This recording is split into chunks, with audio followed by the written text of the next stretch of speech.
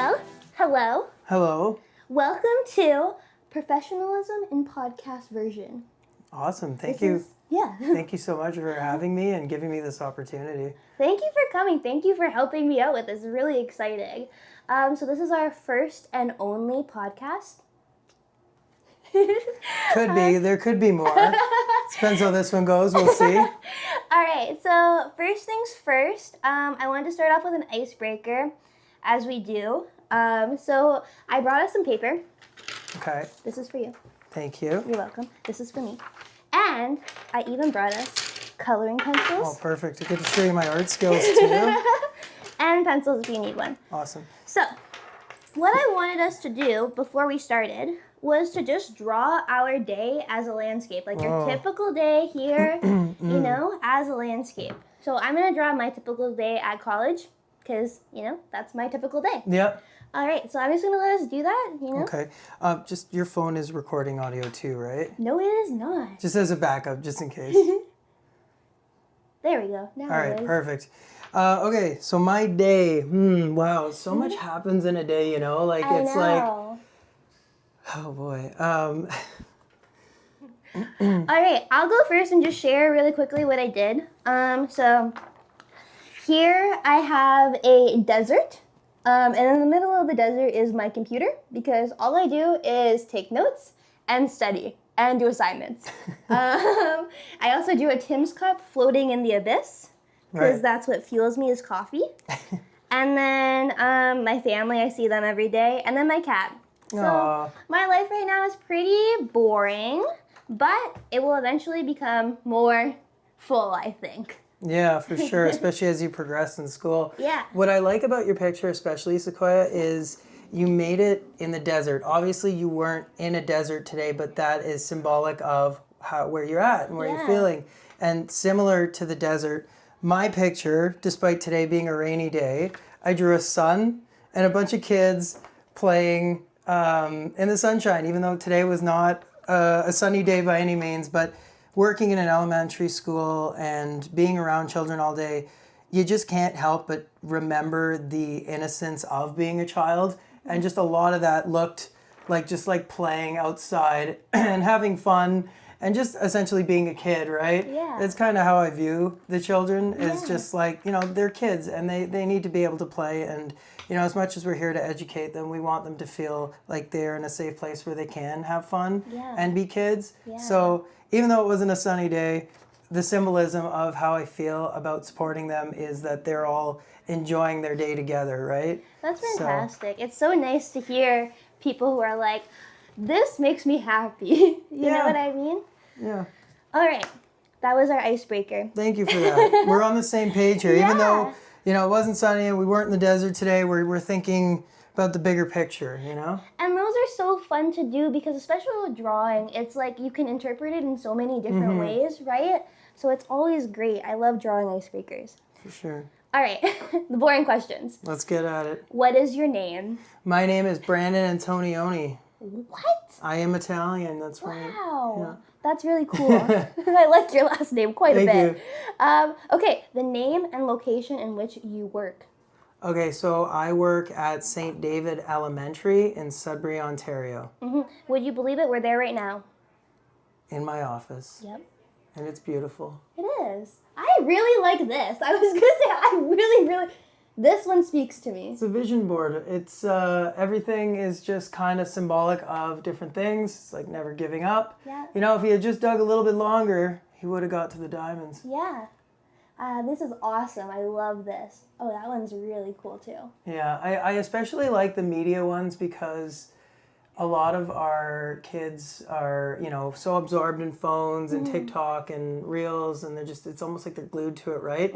Hence why I have this one here with the phone that is actually chain linked to the wrist because it's almost like it's become an attachment of our beings, right? It's like the second, like even I'm guilty of this. When my phone's not on me, I'm like, where's my phone? So we need to remember that we have to think as individuals first and not let other things become our thoughts, right? We have to think for our own selves.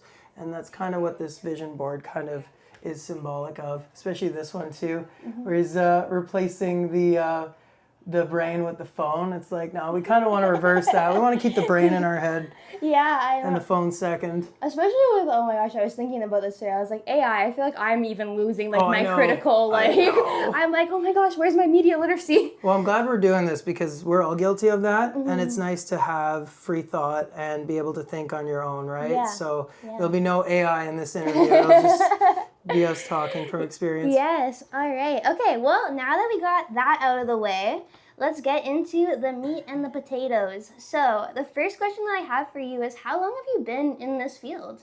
So I've been helping people since 2009, but I've been working for Sudbury Catholic Schools since 2014. So I've been doing the EA job for now probably 11 years. But it's always kind of been in my nature to want to help people. My mom was a nurse for a very long time when I was growing up. And when I started working in the field per se, I actually started at a nursing home. Okay. And it's very sentimental for me to think back to when I did that job, because there were a lot of people who were dependent on my care.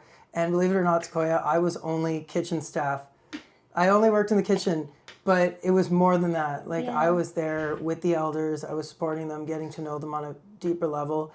And then that really kind of paved the way for me to want to help people. And this made my mom very proud because I was kind of following her, in her footsteps, right? Yeah. So branching out from the nursing home, I ended up working for Sudbury Developmental Services. Through the DSW program, I got a job in the group homes. And again, it was more nursing care. It was me giving pills, doing all their regular routines. But the best part was bringing them into the community. That really like solidified my, okay, this is what I want to do. This is how I want to give back. Yeah. This is exactly where I need to be. So, I did a lot of cool stuff. Like, I got people with disabilities to come to Wolves games with me. I brought one of our residents to a Toby Keith concert. Oh my gosh. I drove him. I'm not an Ottawa Senators fan by any means, so, but I brought one of our clients all the way to Ottawa to watch a Sens game. Like, it was this kind of stuff that was like, okay, this is what I love. Yeah. This is what I want to do. And then if 2 jobs wasn't enough, I added a third one onto the mix. I applied to the school board because my dad was a teacher, and I figured, I'm here now. I'm graduated. Yeah. Maybe it's time to move away from the other 2 jobs and focus on my career goal. And I've been here ever since. So it's still helping people to this day. That's incredible. Sorry, I'm at a loss for words almost, because we learn so much about how everything growing up affects our development. And then you see, like, you're talking about, okay, my mom was a nurse, I helped in the nursing home. Like, you probably had, like, stories from her, like, coming home and talking about her patients, And then on the other hand of it, you had your dad who was a teacher, who was working, with youth. And, like, it's funny that it kind of ended up culminating into this. I found that middle ground. Yeah, it's really, really interesting. It kind of took both of them and turned it into you. Yeah, exactly. Yeah. It's exactly. Actually, someone at that nursing home told me a long time ago, you're always where you need to be. And even if it doesn't feel like it, you are where you need to be in life. It might be hard.